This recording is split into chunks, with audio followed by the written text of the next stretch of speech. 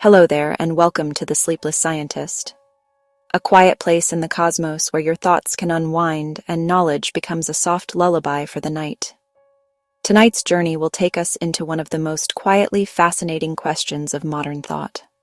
A question that lives in the pause before a decision, in the afterglow of a strange dream, and in the eerie stillness of déjà vu.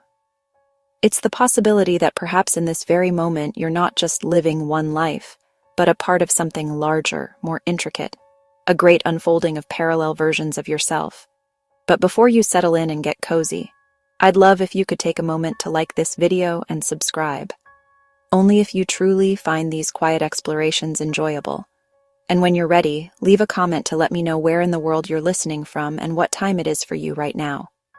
It's always such a joy to see all the places we gather from, each in our own little slice of time. Now feel free to dim the lights, maybe turn on a fan for a soft background hum, and let's gently begin our journey into the quiet wonder of parallel lives together. And if your mind begins to wander, that's perfectly fine. Let it drift. I will still be here quietly unfolding the story. There are moments that seem to slip through the cracks of time. A hallway you swear you've walked before, though your feet know better. A conversation you haven't had, but somehow remember.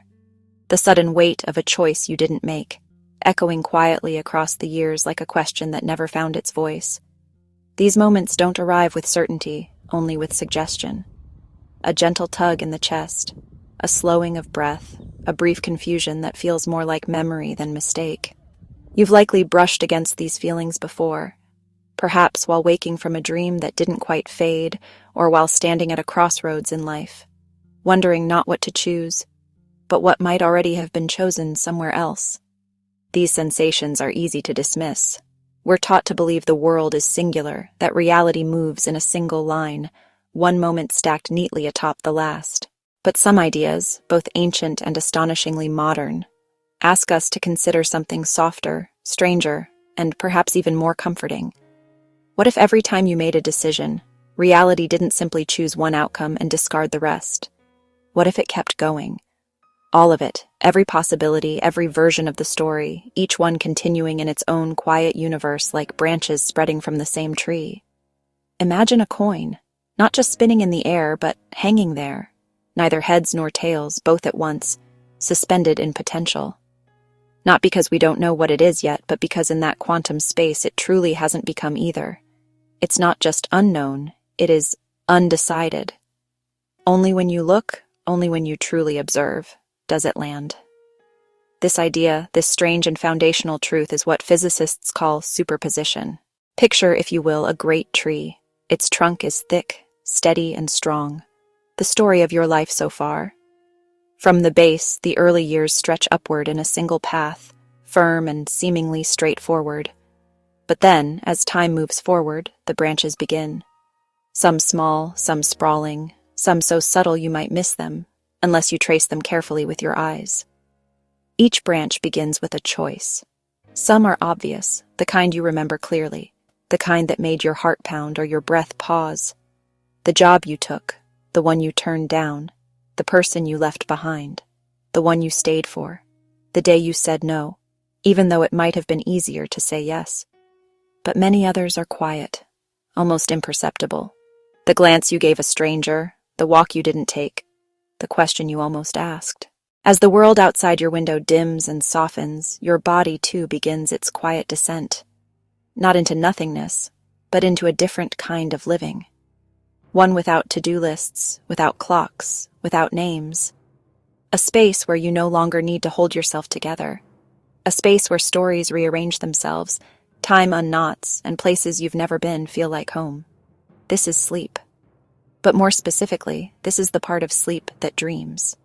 But unlike waking life, where logic demands straight lines and predictable outcomes, the dream world thrives in paradox. A hallway stretches forever, but leads back to your bedroom. A stranger knows your name before you've spoken. You're both child and adult in the same skin at the same moment. It doesn't make sense, and yet it feels true. That truth doesn't come from the part of your brain responsible for analysis or rational thought. Some scientists believe this is your brain's way of processing the emotional residue of the day, sorting, filing, discarding, reinterpreting.